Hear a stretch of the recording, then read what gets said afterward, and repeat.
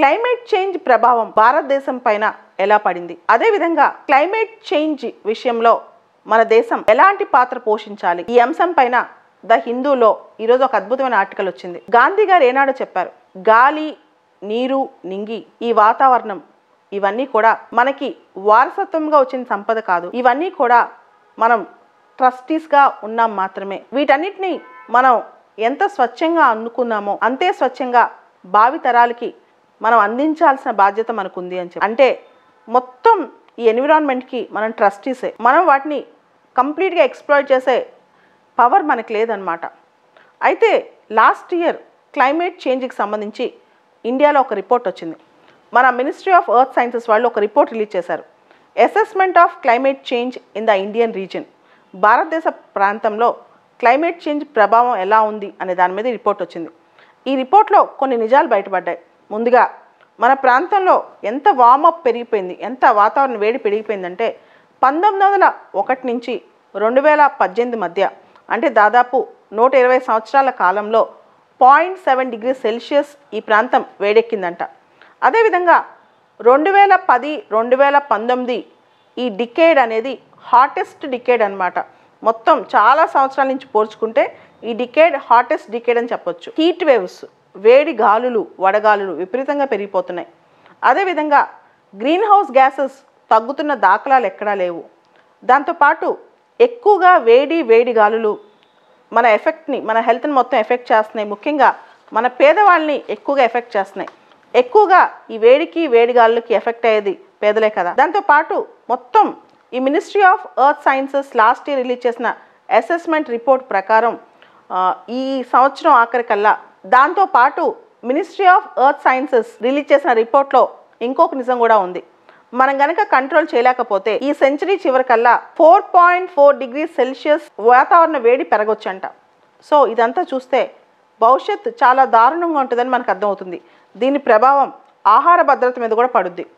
And ఈ మధ్య గమనిస్తే ప్రపంచంలో ఈ మధ్య వచ్చిన ఎన్విరాన్మెంటల్ డిజాస్టర్స్లో దాంతోపాటు ministry of earth sciences assessment రిపోర్ట్లో ఇంకో నిజం కూడా ఉంది. మనం గనక క్లైమేట్ చేంజ్ మీద ఇమీడియట్ యాక్షన్ తీసుకోకపోతే దాదాపు భారతదేశంలోనే ఈ సెంచరీ చివరికల్లా 4.4 డిగ్రీ సెల్సియస్ దాంతోపాటు ఈ ministry of earth sciences release చేసిన అసెస్మెంట్ రిపోర్ట్లో ఇంకా షాకింగ్ నిజాలు ఉన్నాయి.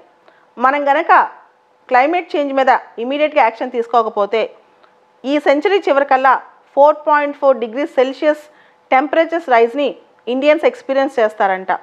మనం గమనిస్తే ఈ మధ్య వచ్చిన క్లైమేట్ డిజాస్టర్స్లో ప్రపంచంలో గత 2 సంవత్సరాల నుంచి వచ్చిన 10 క్లైమేట్ డిజాస్టర్స్ తీసుకుంటే అవి ఇండియాలోనే 2 వచ్చాయి. ఒకటి సైక్లోన్ యాంఫన్. ఈ సైక్లోన్ యాంఫన్ వల్ల దాదాపు $13 మిలియన్ నష్టం జరిగింది. అదేవిధంగా మాన్సూన్ ఫ్లడింగ్. ఈ మాన్సూన్ ఫ్లడింగ్ వల్ల దాదాపు $10 బిలియన్ నష్టం జరిగింది. దీంతోపాటు చాలా సైక్లోన్ యాస్, సైక్లోన్ తౌతే, ఇట్లా చాలా అనమాట. ఇవన్నీ కూడా డైరెక్ట్లీ ఇండైరెక్ట్లీ క్లైమేట్ చేంజ్ ప్రభావమే.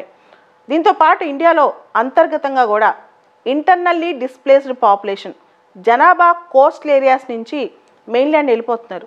కోస్టల్ ఏరియాస్ బతకలేకపోతున్నారు. ఇది కూడా క్లైమేట్ చేంజ్ వల్లే. ముఖ్యంగా మనం గమనిస్తే కోస్టల్ ఏరియాస్లో తుఫాన్లు రావటం, కోస్టల్ ఏరియాస్లో సీ లెవెల్ పెరిగిపోవటం, కోస్టల్ ఏరియాస్లో ల్యాండ్ ఎరోడ్ అవటం, కోస్టల్ ఏరియాస్లో ఎక్కువ డిజాస్టర్స్ రావటం. సో జనాభా కోస్టల్ ఏరియాస్ నుంచి మెయిన్ల్యాండ్ వెళ్ళిపోతున్నారనమాట. సో ఉత్తరాఖండ్లో ఉదాహరణకి కొన్ని డిజాస్టర్స్ చూద్దాం. ఉత్తరాఖండ్లో 2013లో కేదార్నాథ్లో మనకి ఫ్లడ్స్ వచ్చాయి. దాంతో అక్కడ ప్రజలు ఉండలేక వెళ్ళిపోయారు. ఈ ఫ్లడ్స్ రిపీటెడ్గా ఉత్తరాఖండ్లో రావటం, వాళ్ళు హిల్లీ రీజియన్స్లో ఉండలేకపోతున్నారు అనమాట. అదేవిధంగా గత 10-15 సంవత్సరాలుగా చూసుకుంటే ఈ మధ్యకాలంలో ఇండియా కోస్టల్ ఏరియాస్లో ల్యాండ్ ఎరోడ్ అయిపోతుంది. కోస్టల్ ఎరోజన్ అనే కాన్సెప్ట్ ఈ మధ్యకాలంలో దాదాపు ఇండియా 235 స్క్వేర్ కిలోమీటర్ను కోల్పోయిందంట. కోస్టల్ ఏరియాస్ని 235 స్క్వేర్ కిలోమీటర్స్. ఇది కూడా అన్యాయమనే చెప్పచ్చు. దాంతోపాటు లాస్ట్ 2008 నుంచి 2018 వరకు, 2008 నుంచి 2018 వరకు భారతదేశంలో కోస్టల్ ఏరియాస్లో 170 మిలియన్ల పాపులేషన్ ఉంటే 3.6 మిలియన్ పాపులేషన్ ఈ టైంలో, ఈ 10 ఏళ్లలో కోస్టల్ ఏరియాస్ నుంచి మెయిన్ ఏరియాస్కి వచ్చేసారనమాట. ఇది కూడా ఒక అంశం. అంటే దేశంలో కోస్టల్ ఏరియాస్లో ఉన్న 170 మిలియన్ పాపులేషన్లో 3.6 మిలియన్ పాపులేషను ఓన్లీ 2008 నుంచి 18 మధ్య ఆ కోస్టల్ ఏరియాస్ వదిలేసేసి అక్కడ డిస్ప్లేస్ చేసి ఆ ఏరియాని వదిలేసి వచ్చేసారనమాట. దాంతోపాటు లాస్ట్ ఇయర్ సైక్లోన్ యాంఫన్ టైంలో, కేవలం సైక్లోన్ యాంఫన్ టైంలోన 3.9 మిలియన్ పాపులేషన్ కోస్టల్ ఏరియాస్ వదిలేసి వెళ్ళిపోయారు. 3.9 మిలియన్ పాపులేషన్ అనమాట. ఇంకా ఇదే క్లైమేట్ చేంజ్ వల్ల డ్రాట్స్, క్షామం, ఈ క్షామం వల్ల ఇండియాలో ఎక్కువ ఎఫెక్ట్ అయింది డెక్కన్ ప్లాట్యూ.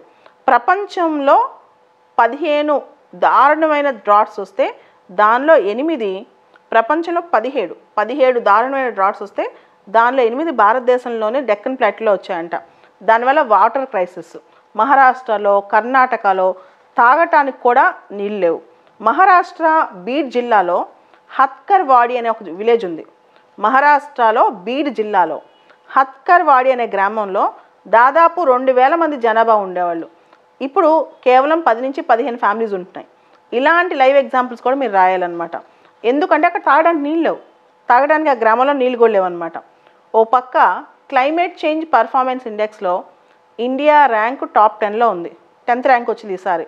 అదేవిధంగా ప్యారిస్ క్లైమేట్ డీల్లో ఇండియా సిగ్నిటరీ, ఐఎన్డిసిస్ని ఇండియా ఒప్పుకుంది, ఇంటెండెడ్ నేషనల్లీ డిటర్మైన్డ్ కంట్రిబ్యూషన్స్.